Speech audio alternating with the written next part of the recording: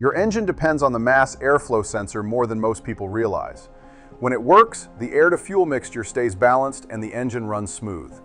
But when the MAF starts to fail, the symptoms can be some of the most confusing, inconsistent, and downright annoying issues you'll ever deal with. Today I'm going to walk you through what a MAF sensor actually does, why they fail, the real symptoms you'll see behind the wheel, and the 3 ways I diagnose one in the shop.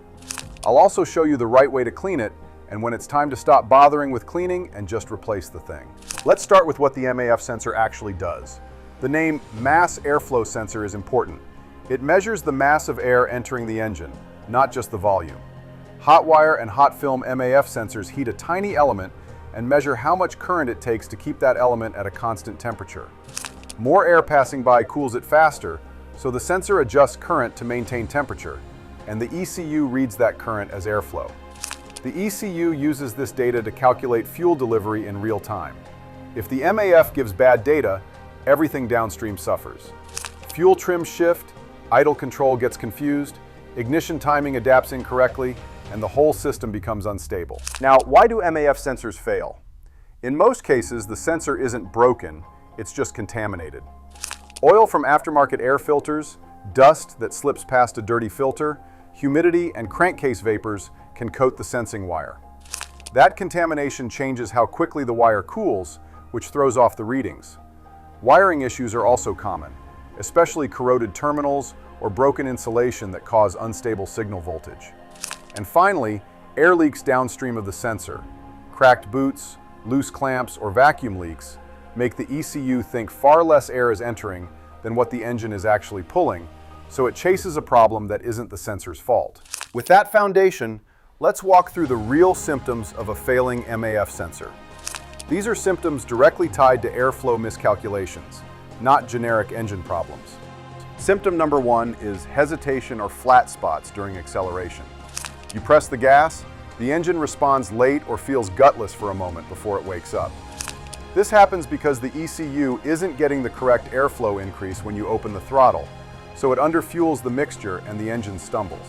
Symptom number 2 is stalling when coming to a stop or right after starting.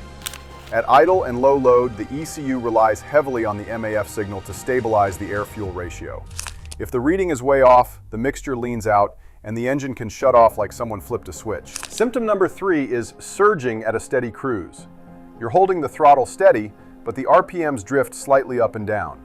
That's almost always a sign of a contaminated MAF wire giving inconsistent airflow values, and the ECU is constantly adding and removing fuel, trying to correct it. Symptom number 4 is hard starts. A badly skewed MAF reading can cause a mixture that's too lean to fire cleanly or too rich to ignite right away. You get extended cranking, sometimes a rough start, and then it clears up once you rev it. Symptom number 5 is running noticeably rich or lean. A rich mixture usually smells like raw fuel out of the exhaust. A lean mixture can smell sulfurous, almost like rotten eggs. Either way, fuel trims will be maxed out trying to compensate for incorrect airflow data. Symptom number 6 is black smoke or soot from the tailpipe. That's a sign the sensor is underreporting airflow and the ECU is dumping too much fuel. If this continues, you can easily ruin a catalytic converter, which is a lot more expensive than a MAF sensor. Symptom number 7 is poor fuel economy. When the ECU can't trust the airflow reading, it runs richer as a safety measure. Sometimes it's only a slight drop, other times it feels like you're burning fuel twice as fast. Symptom number 8 is engine knocking under load changes. When airflow readings swing suddenly or lag behind reality, ignition timing corrections don't happen fast enough. The mixture burns unevenly and you get light pinging or knocking, which is not something to ignore. Symptom number 9 is the check engine light. Codes like P0100, P0101, P0102, P0103, and P0104 are all MAF related. You may also see fuel trim codes or misfire codes because the mixture is all over the place. And the last symptom is throttle cuts or limp mode. When the ECU detects airflow readings that don't match throttle angle or engine load, it locks the throttle down to protect the engine. You'll have almost no power until the condition resets. Now let's talk diagnosis. Here are the 3 tests I use in the shop. First is the live data test. Plug in a scanner and look at grams per second airflow at idle. Most engines idle between 2 and 7 grams per second, depending on displacement. Blip the throttle and watch for a smooth rise and fall. Any erratic jumps, slow response, or values that don't match engine size usually point to a problem. The second test is the unplug test. Start the engine, then unplug the sensor. On most cars, the ECU will fall back to a default airflow table. If the engine suddenly runs better or the idle stabilizes, that's a sign the MAF was sending bad data.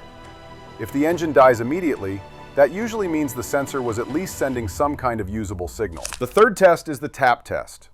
With the engine idling, lightly tap the MAF housing with the handle of a screwdriver.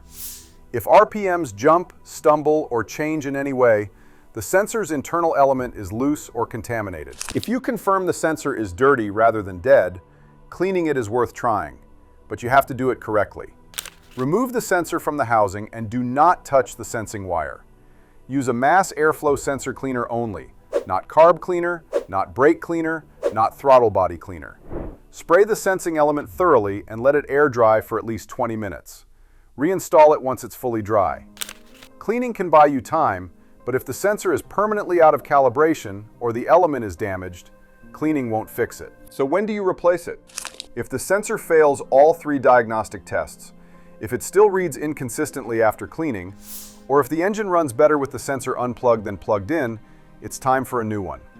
Most OEM MAF sensors last anywhere from 80,000 to 150,000 miles, but cheap aftermarket sensors often fail early. A quality replacement usually runs between $200 and $300 for parts, plus labor if you're not doing it yourself. If you're seeing any of these symptoms, start with the diagnostic steps first. Don't throw parts at the car. And if your throttle feels sluggish or inconsistent after fixing your MAF issues, watch my TPS symptoms video next so you know what to look for. That'll save you a lot of frustration later. Thanks for watching. If you found this video helpful, don't forget to subscribe to Forced Induction TV. We have a library of auto-related videos you'll enjoy. See you in the next one.